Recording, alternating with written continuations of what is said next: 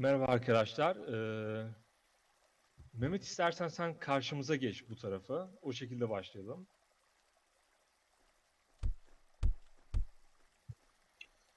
Arkadaşlar merhaba.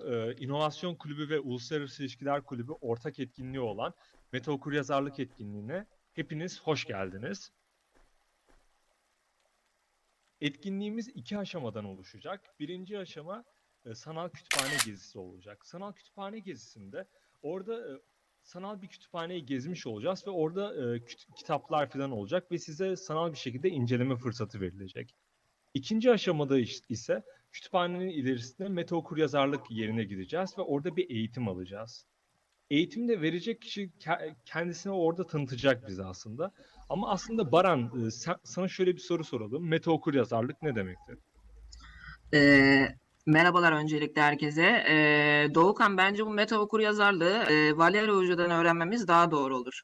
Bence bir an önce gidelim. Spoiler vermeyelim diyorsun. Evet, doğru. Tamam, o zaman 2 dakika sonra herkesi buradan teleportlayacağım ve etkinliğimiz başlamış olacak. Etkinliğimiz İngilizce olacak. Ama İngilizceyi anlamakta sıkıntı çekebiliyoruz bazen. O yüzden altyazılı olacak etkinlik. Bu da şu şekilde. Konuşurken aslında aşağıda metinde altyazılar olacak ve hepimiz daha kolay bir şekilde anlamış olacağız. O zaman ben teleport etmeye başlıyorum arkadaşlar.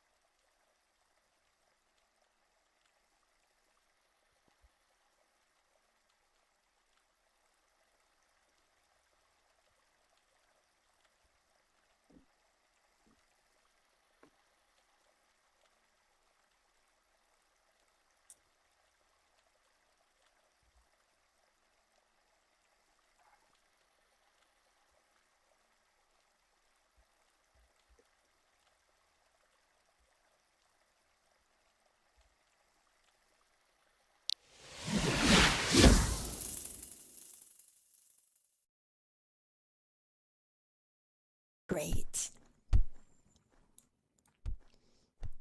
And then we can walk inside the library. So I'll go ahead and walk in, and while people gather, you can join me inside.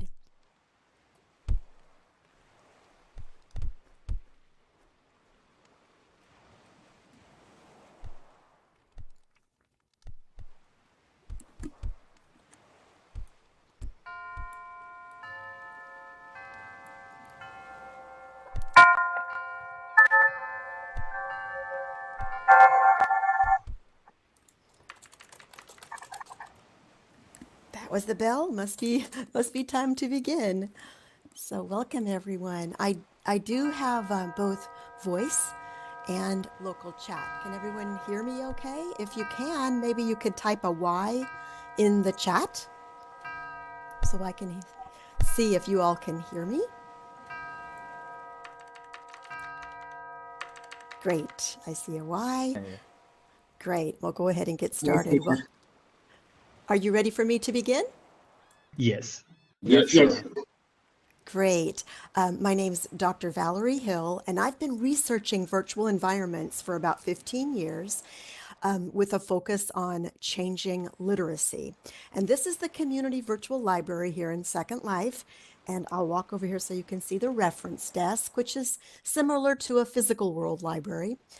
This is a real library with real librarians, and we serve virtual world communities.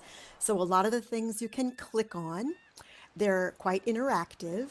So click on things and look around. You'll see I'm putting our website in the local chat, and you can save that to look at later.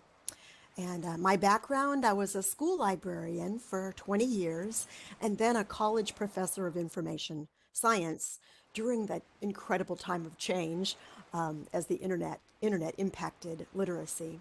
If you walk into the room this way, behind us, you'll see a traditional reading room. which is sort of a tip of the hat, you might say, to the traditional libraries of old, the hushed, beautiful, reverent reading rooms. Of course, in a world like Second Life, we could create a library on another planet, or in a fantasy world, or in a completely different place. Anything we can imagine. But we wanted to show that it is a real library and have that comfort of thinking about the traditions of the past, balancing the rich heritage of libraries with the innovative possibilities in the future. So libraries and literature and literacy have changed, and that impacts us all, each one of you here as an avatar. You're a digital citizen, and I'm going to invite you to walk outside to see my presentation. So if you'll follow me out the front door, you'll lose my voice for just a minute as we cross the parcel. But when you look out across the courtyard, you'll see a red arrow, and I'd like to meet you and gather near the red arrow. So follow me this way.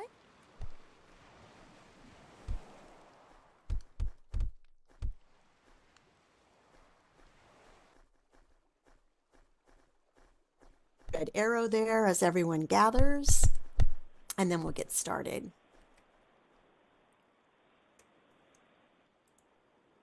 I wanted to mention I'm carrying a basket. Oh, wait, let's see if everybody's gathering. Make sure you can hear me. If you can hear me, would you type a Y just to be sure everyone can still hear? Great. And you can click on the basket I'm wearing and it will give you some handouts.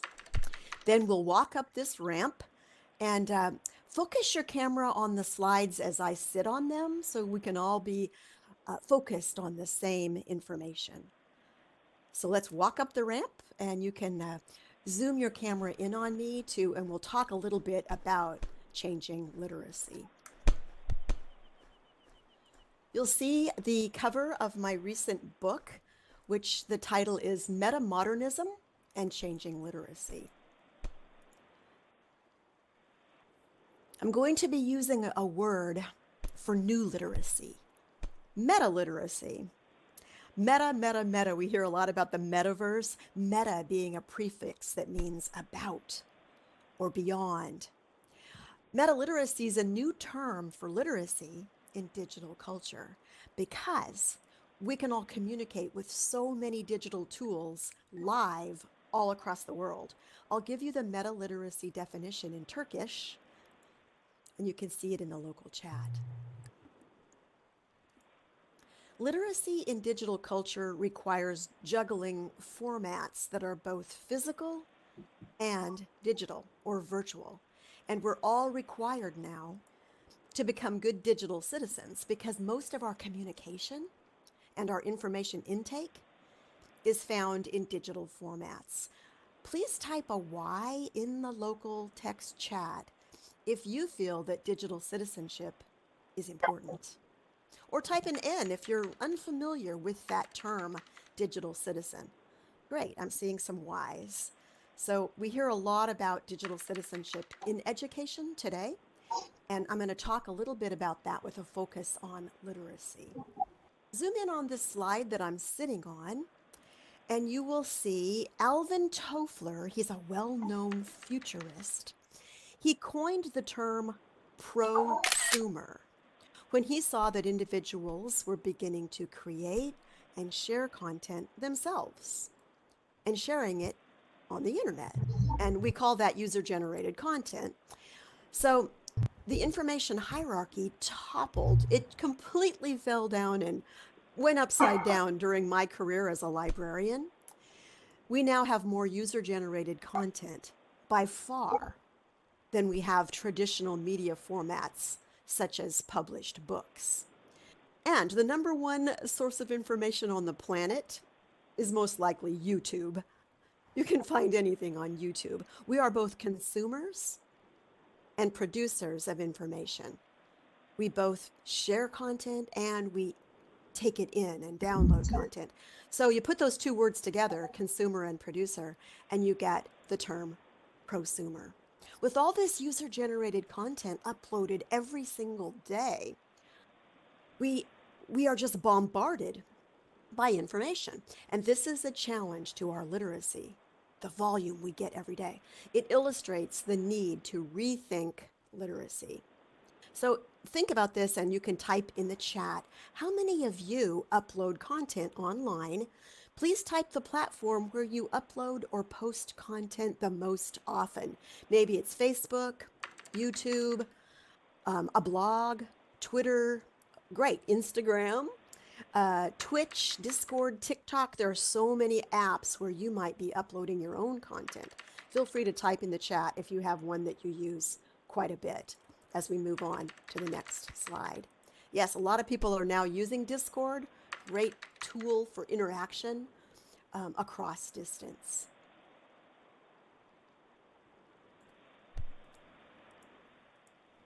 Alvin Toffler has a famous quote. You can zoom in with your camera and see this quote that refers to changing literacy. He said, "The illiterate of the 21st century will not be those who cannot read and write, but those who cannot learn, unlearn, and relearn." I think that relates to changing literacy. Our apps, our operating systems are constantly upgrading, updating, changing. More apps all the time. I work with elderly people often, and they find this constant change to be a huge challenge because they learned in a more linear way than we learn today. There's a constant oscillation, a swinging back and forth between production and consumption of media, a swinging back and forth between physical and digital formats. And this oscillation, it aligns to our philosophical moment, which I call metamodernism.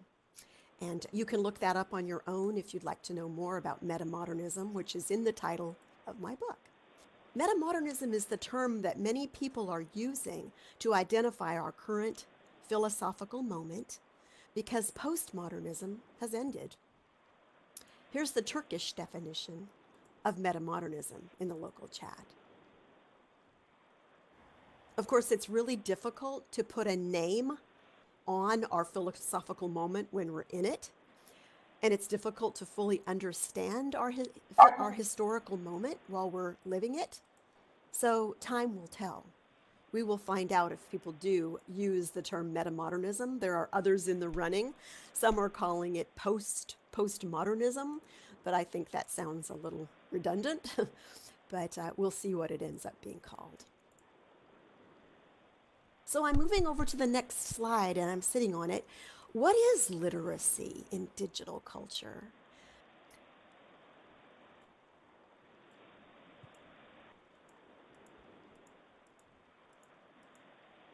I've introduced this term to you because it fits with our personal responsibility for digital citizenship, meta-literacy. Mackey and Jacobson wrote a book in 2014 that first coined this term, meta-literacy. They came up with it to help us better understand how we can be literate in digital culture as prosumers. So zoom in on that little circle and you'll see that we have many roles that are essential to digital citizenship. You can find more about meta-literacy at their blog website, metaliteracy.org. I shared a guest blog post there that I've also put in the local chat. And as you zoom in on that circle, you'll see the many roles that we play as a meta-literate individual, as both a consumer and a producer of content. We can be a communicator, translator, author, collaborator, publisher. There are also different domains in this model about our behavior and the way we think. So we all know that the internet connected everyone across the globe, and it gave everyone a voice. Yet not everyone has something meaningful to add to our conversations. The internet has become a flood of information that is impossible to navigate without meta-literacy, whether you call it that or not. Once we understand what it means to be producers and consumers, or what we call prosumers of content and information, and participants in digital culture, unless you're a hermit that lives way out in the mountains and you have no internet connection at all, that's the only person who doesn't live in digital culture, we all need to become aware of the need for digital citizenship. And with that, we can learn to be ethical contributors and participants. So think about that word ethical. Type a letter in the chat, a Y or an N, if you think it's important to learn how to be ethical digital citizens. And I'll wait and see if I see some Ys. And what it means to be ethical in digital culture. Is that important? Great, I'm seeing some Ys.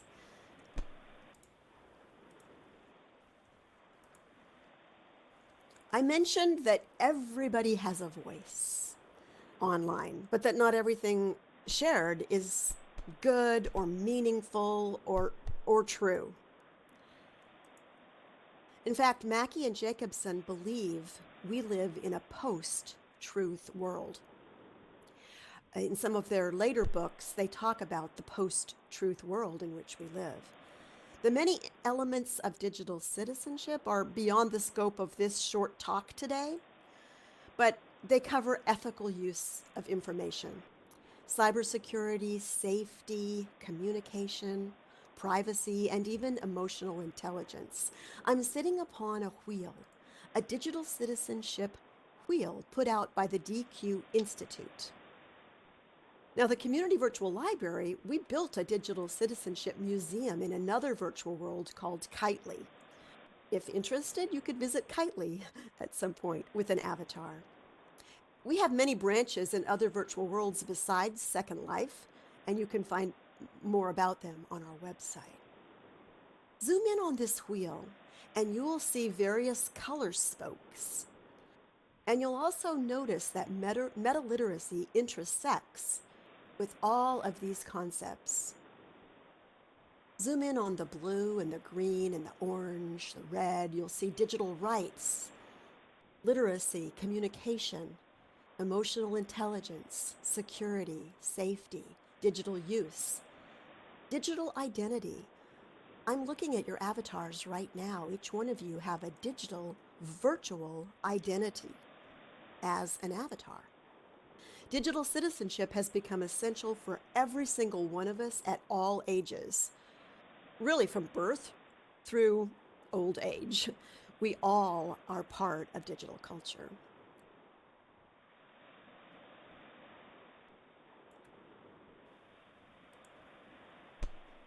Click over here on the slide that shows balance and the importance of balance. Meta-literacy in meta-modern culture requires balance. Sometimes it can be quite a balancing act, quite a juggling act. I was a school librarian, as I said, for 20 years, and it was so exciting to witness the close of the Gutenberg parentheses. Gutenberg Press invented books for everyone, but that's over, as print is no longer king of the information hierarchy. I'll put a link to a little bit about the Gutenberg parenthesis in the local chat. It was the period from about 1500 to the year 2000, after the Gutenberg Press made books accessible to anyone. But now, books, fixed print media, is giving way to fluid digital media. No more printed encyclopedias, no more printed dictionaries. Oh, you can have a few and go show the children what it looked like long, long ago. There's very few of them. How many of you still enjoy reading a book in print? Type a Y in the local chat if you love print books and you still read them.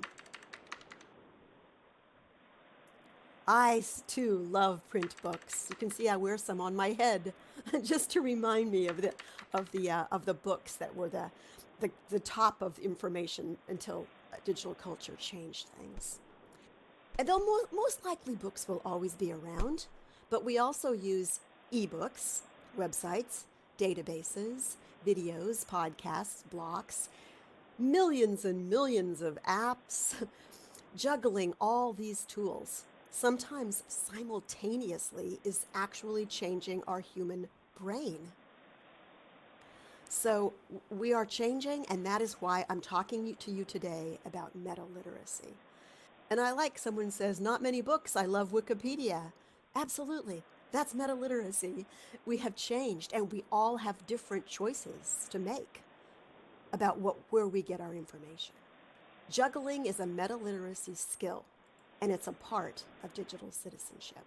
And one can get sucked away by the stream of social media into a self-absorbed whirlpool. Well, more on the dark side of digital culture in my book. There is a dark side, and more in my talk a little bit later.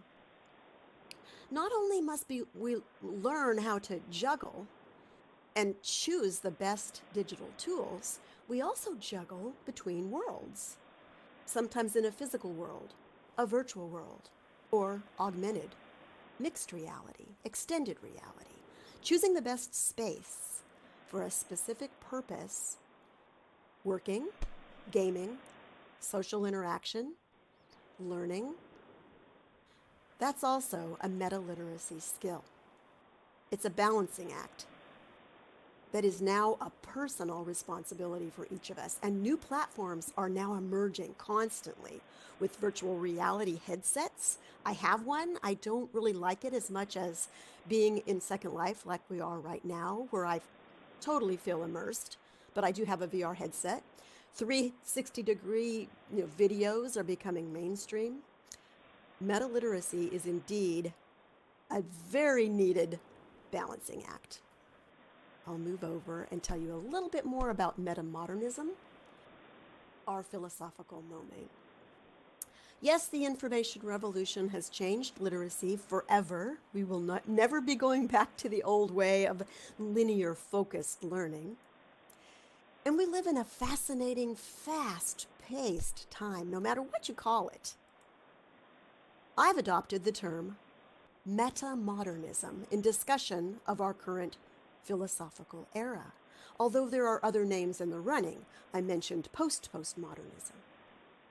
I present this topic today here in the metaverse. That's becoming a buzzword. It's a place where metadata constructs a simulation of reality. Think about that. We're here inside a metaphor of our world. And as you think about that, you are using metacognition. Metacognition simply means thinking about thinking. About.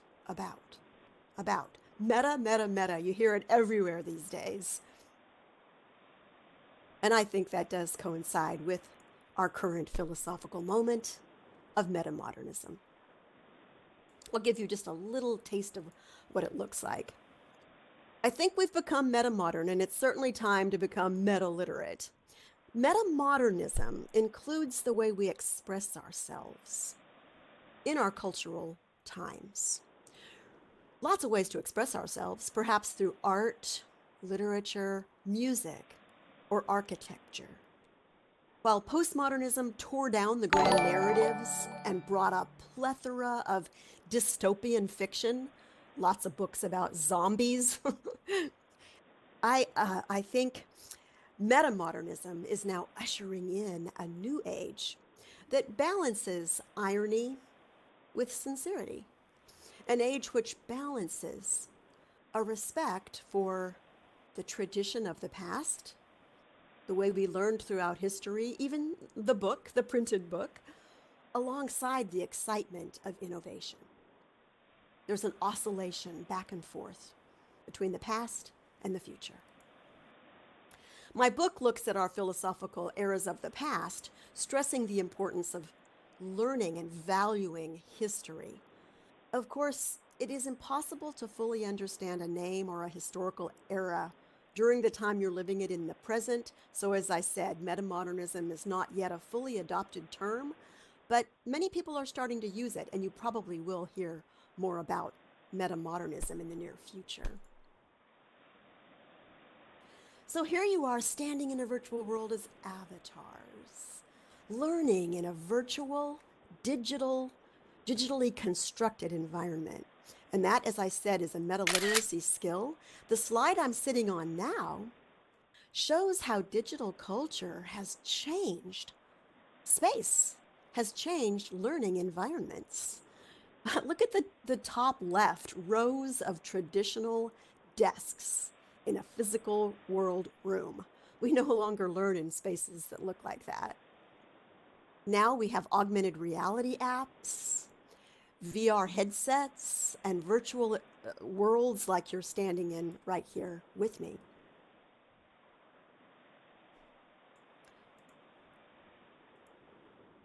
Another important part of digital meta-modern culture and meta-literacy is the preservation of literacy formats. Look at this slide. How many of you know what some of you may be pretty young here. If you're a young student, you may not even have seen some of the digital formats that are out there. I'm sure you've seen old VHS tapes. Type a Y if you're familiar with these old school looking media formats like the floppy disks and the cassette tapes. Some of these are now obsolete. I'm not going to go into this today about what a problem we face as the tools for reading these old obsolete formats are no longer around. We could lose a lot of our history. Preservation is not only a problem on the national and global scale, but on a personal scale too, because most content today is born digital. We must learn how to migrate our information and resources and content, migrate it to new formats, or it could be lost, and lost forever. The archivist of the United States says that that's what keeps him up at night. Things that are MP3s and MP4s, we won't have videos that are MP4s in 10 years. It'll all change. And all of these things will need to be migrated to new formats and new hardware to read them. Do you have concerns about archiving your own photos and content in the future? Are most of your photos that you take digital from your phone? Most people don't even own a camera anymore. Do you have any physical photo albums? I remember stumbling upon a photo album with my great-great-grandparents and thinking how cool it was. People don't put them in photo albums anymore. If they're mostly digital, what will happen to our digital assets when we pass away? Will people be able to find them? A whole industry is now arising in the field of digital legacy. What will happen to all of our digital content after we die? I see some people do have physical albums, yes, and some are even printing them in books where you can print a lot of your own albums into a digital photo book.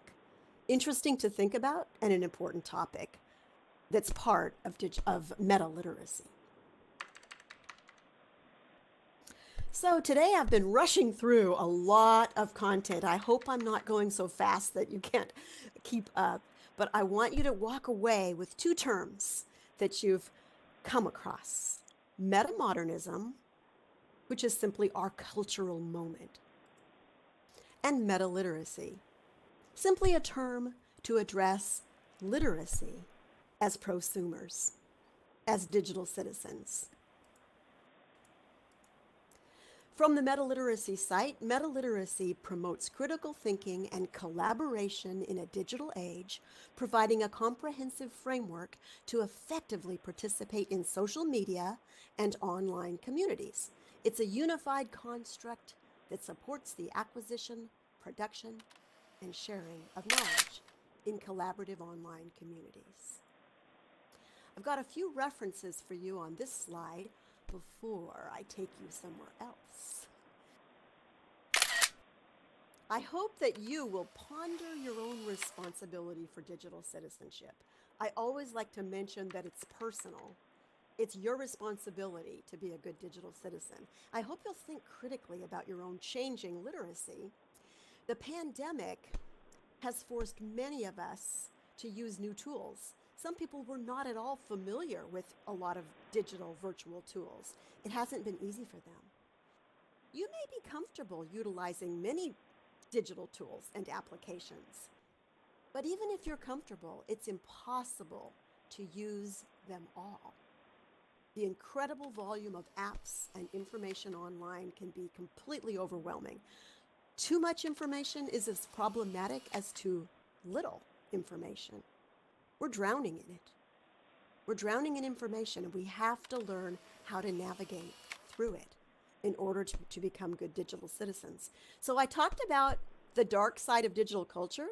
I'm going to ask you all to follow me, and I'm going to take you into a new space that I rezzed to show the dark side of digital culture. I'm going to ask you to follow me into the darkness to contemplate the problems we face. Now, you might lose sound for just a minute, but follow me this way. And once we get past the black curtain, I'll talk to you again. Just down this way, follow the rocks to the black curtain.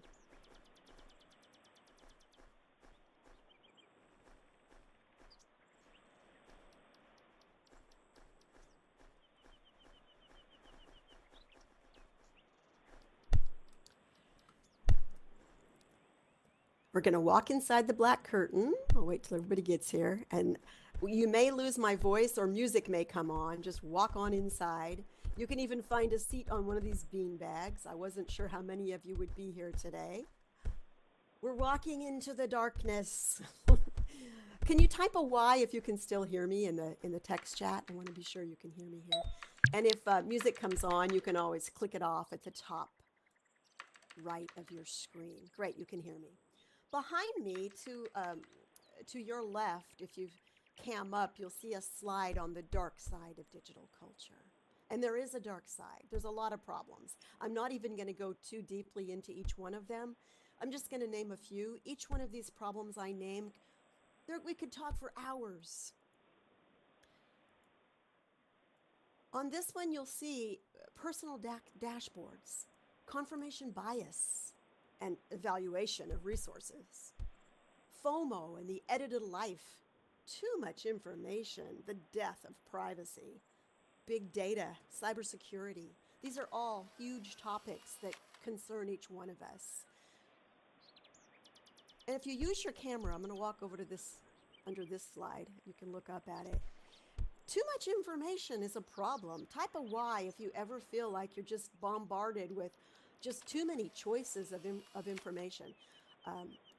There's so many different ways to choose information every day. And I mentioned a personal dashboard.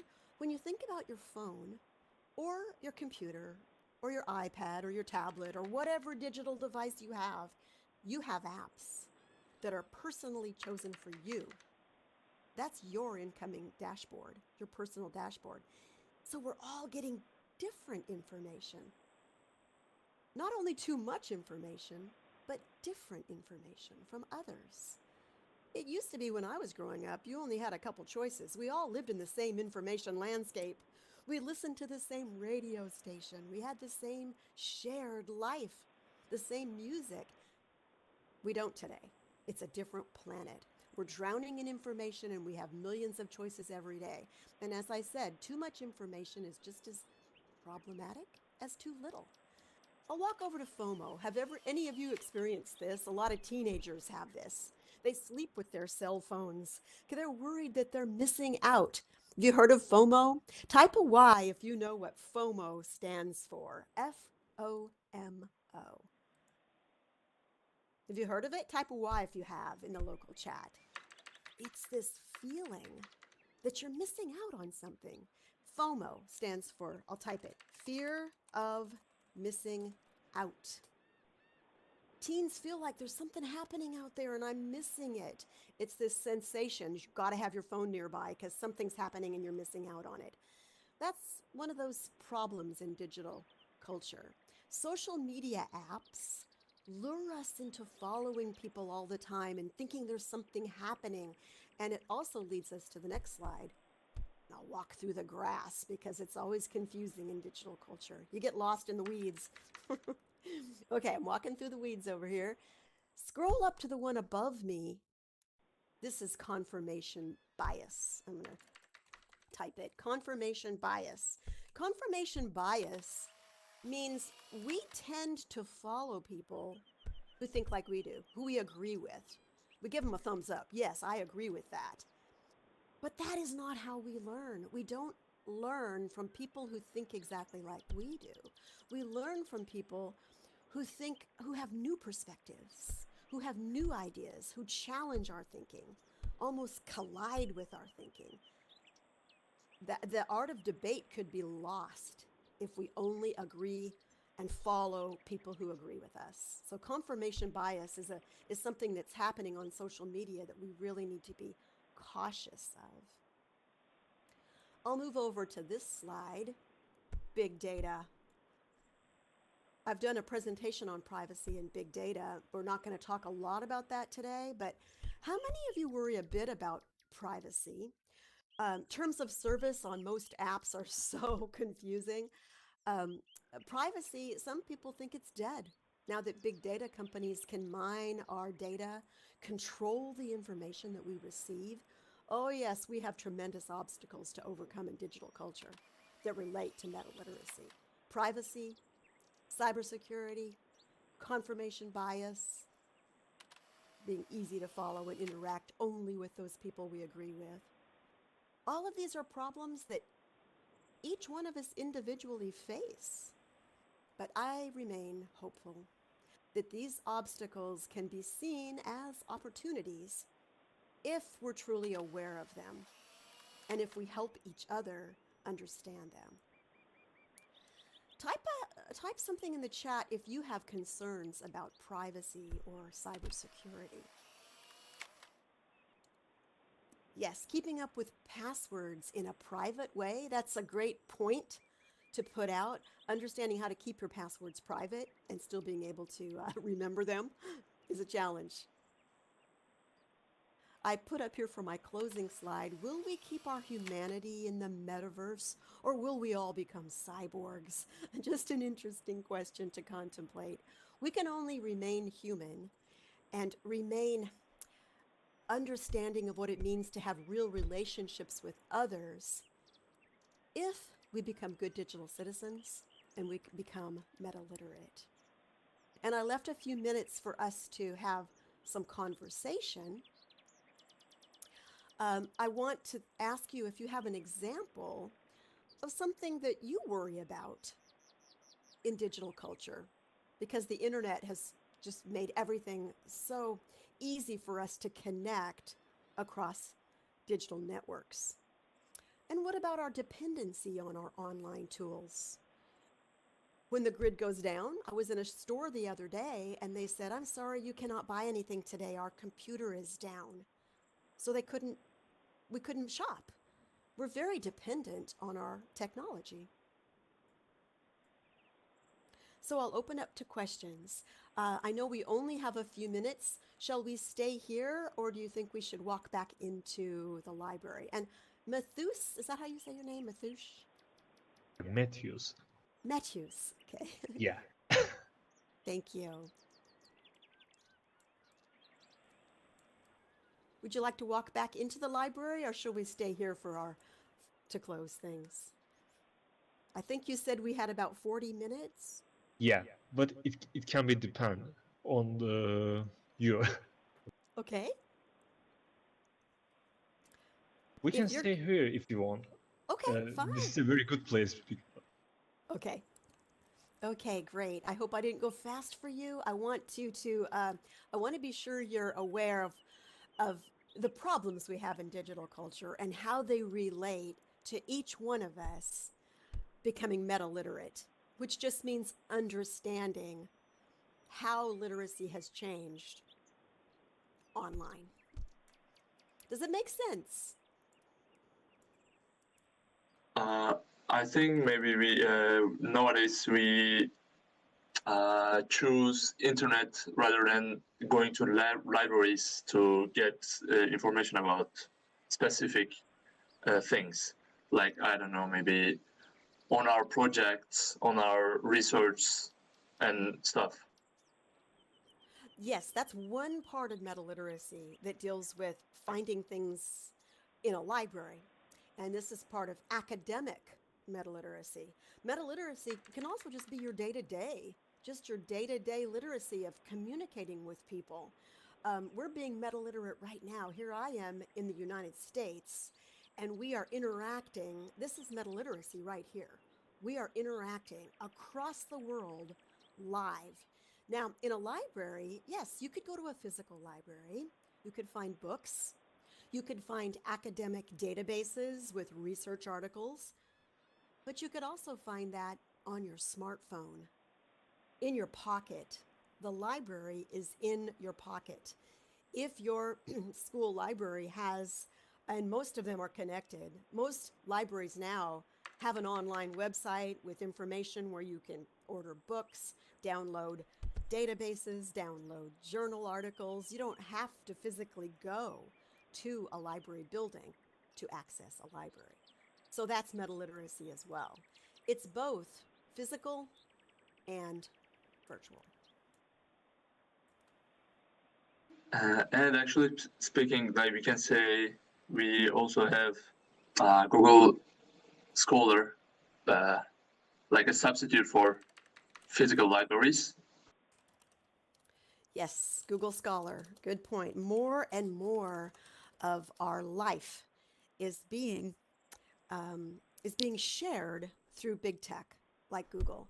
And we don't even realize the power of Google with artificial intelligence. So much is going on behind the scenes with artificial intelligence and Google. And that is part of digital culture, is that it's so huge we can't fully understand it, but together that's why that slide up there. Will we keep our humanity? If when big tech knows more about me than I know about myself, it's something that we need to be aware of. Google keeps track of my research articles better than I do.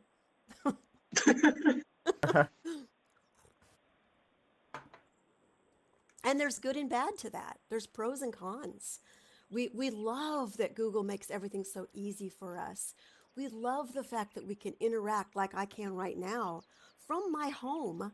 I can interact with you all. Although I'd love to get on an airplane and fly to Turkey. That'd be great. But it's too expensive. Google tracks us like better than us.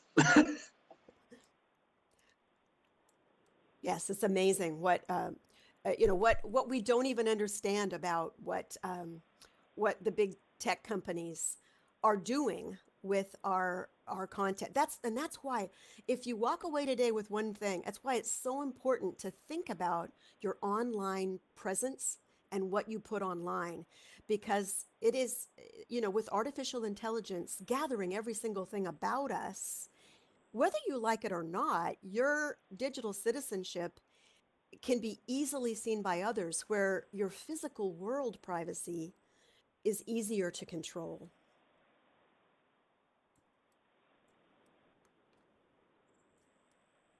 And that's all part of meta-literacy and being a digital citizen. And I'm just camming in on all your avatars because, that's a representation of you and your authentic online presence that speaks about you.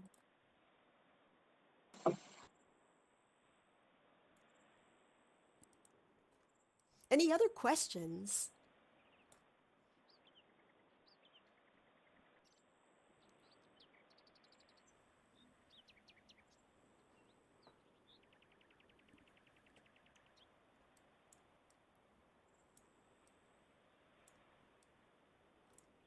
You can bookmark this space to return later.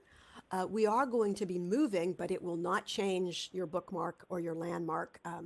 We're going to be moving to a huge educational region that is developing in Second Life, where educational communities can partner and be closer together to collaborate.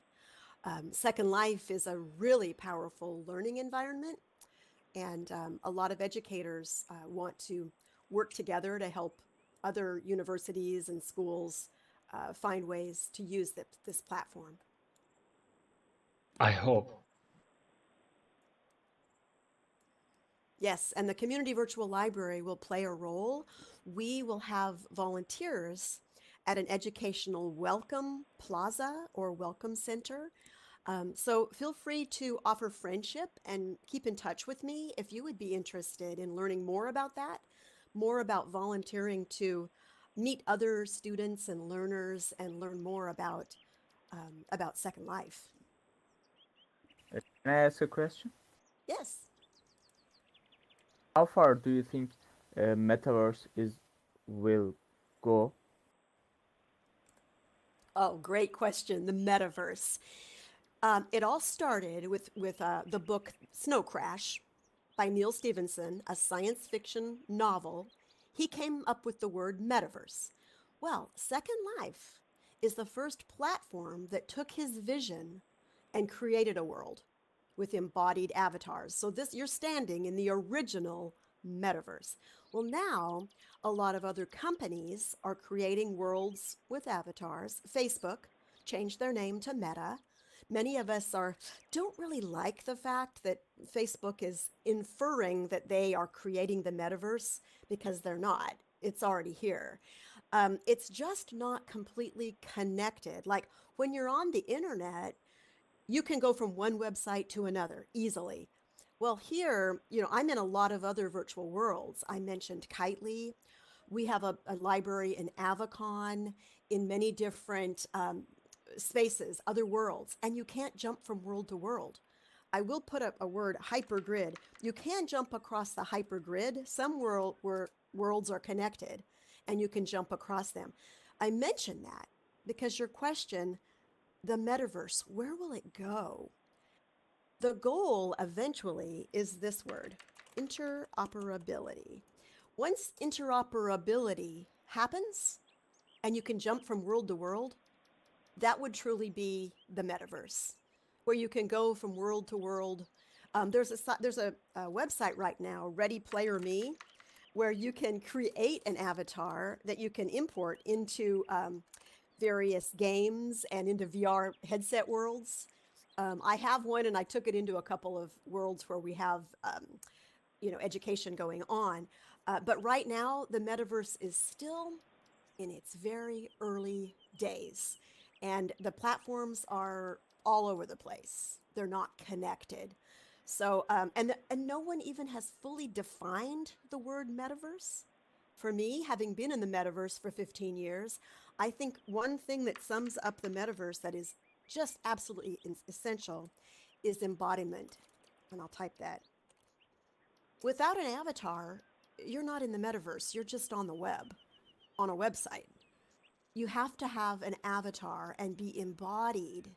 And that's my personal definition, because there's lots of definitions out there. But so I would say that the future of the metaverse is when embodied avatars can go everywhere, and that would be the metaverse. But there's lots of ongoing definitions right now, and I think you're standing in the metaverse right now if you're standing here inside this dark room. Any other questions? I have a question. If new metaverses come out, do you plan to move on from the Second Life? Great question. We have been saying for many years that Second Life is our home base. Second Life is the main branch of the Community Virtual Library, and I see that for at least a number of years. On the VR headset, we travel every month and go to different worlds. None of them have the tools that we have right here at our fingertips. I built this little black room for you all just this week and threw those beanbags down. All the tools are here. In a VR headset, I can't do that. I couldn't easily talk to you all.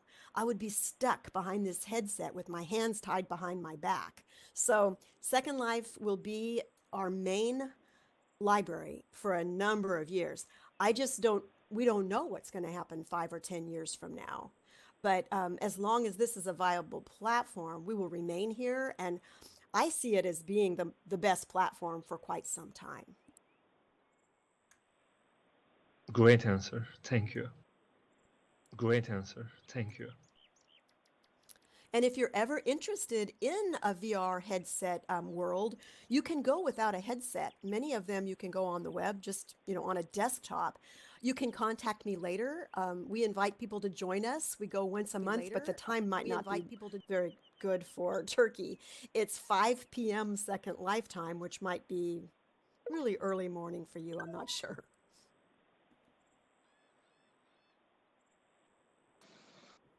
Can I ask something? Yes. What do you see the opportunity on like for publishers like books or gazettes? Do you think they're going to start to publish their like writings in the Second Life or generally in Metaverse, or they're trying to continue? They are going to try to continue like from the like physical publishes. Oh, that's a great question. I think publishing is still going to be in print, but most content is going to be digital. For example, journal articles. When I was teaching at the university, I had some students say, if it's not online, it doesn't exist, because they were not going to commute, a long way to go to the library to get the print materials. So I believe digital formats is where most publishing is going to take place, but there will still be physical books because there are some times where you really want those pages. You can publish things just inside a virtual environment like this, but that's going to be pretty rare. An environment like this can link to digital content where you just go outside and grab a link. And I think that's part of the metaverse that's going to be important, is to be able to have access to the internet at the same time. And you can do this right here in Second Life. I gave you in the text chat a link to my book, a link to my blog post, a link to the Community Virtual Library website. All of those links you can just quickly share here. Now, you can publish in world. We have some books over there in the library that you open the book and you actually read the pages inside Second Life. It's possible, but it's not probably going to be used very much because it's more cumbersome to have to create all those items. We do it because it's fun, because it's intriguing, because it's imaginative. But when you think about the best use, probably a digital format is the best use. And the person can then download that and take it with them wherever they go. Yeah, I totally agree. Thanks for your answer. I have one more question. Yes. We started to make some of lessons at Second Life. Do you think is it more efficient or not? Okay, let me be sure I understand the question. Is it more efficient or not to do what in Second Life? For Lessons. learning as a class? Yeah, lessons. Oh, lessons, yes. Well, I took a class 10 years ago in Second Life called the Certificate in Virtual Worlds, and I will have to say it was amazing. I've taken a lot of courses online, but you don't get that sense of presence. You're never really together when you're just like on something like Blackboard or Canvas or some online learning tool. So I would say once you learn how to utilize Second Life, it's extremely efficient. All the tools are right here. So you can learn both together, or you can learn alone. So you get the best of both when you're here. Although I would have to say most teachers are going to use another tool besides Second Life also, because most universities and schools have not fully adopted Second Life. So it would be a part of the course, but usually it's not the entire course right inside Second Life. But I did take the one course, which was over a year, and it was completely in Second Life. And I'll have to say it was very powerful and very well done.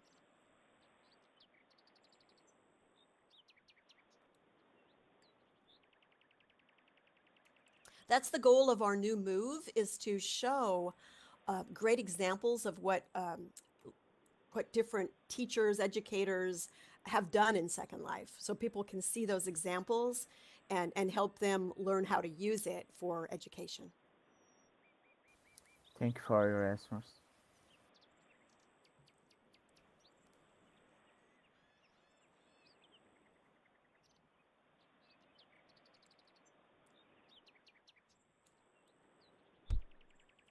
I think that's all for the questions. Thank you very, very much for doing this event with us, Valerie. It was very productive conference and it was very useful for us. And we would love to welcome you to our school campus as well in the future. Wonderful. Is it Cha? Is that how you say it? Çağ Üniversitesi. Yes. I've been over there with Magwa, and it is a beautiful space, and I'm really happy to meet you all and collaborate, because this is the future of learning, and it's very exciting. Thank you for having me. Thank you. We would like to welcome you to our school campus. Great. Keep in touch with me, and be sure to offer friendship if you choose to. Okay. Yes.